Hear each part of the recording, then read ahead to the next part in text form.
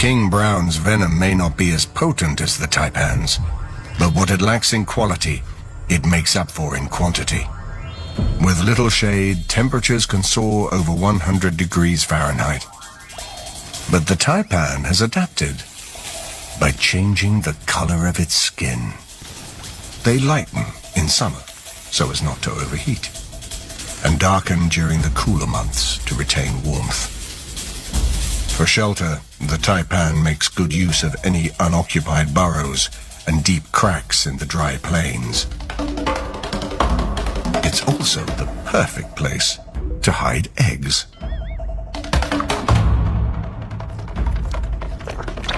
Newborn taipans are 5 times smaller than the adults, but also deadly.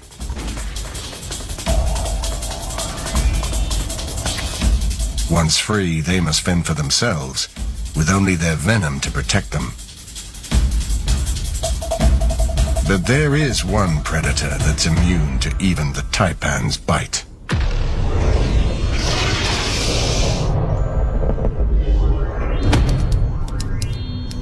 They call it the mulga.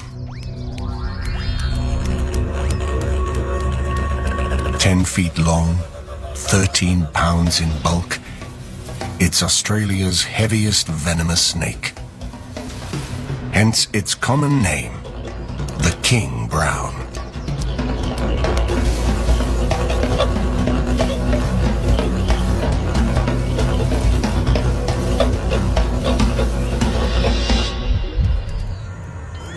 It's a hunter of snakes, with immunity to most of Australia's most venomous, including the smaller taipan. Injecting up to 6 times more venom in a single bite.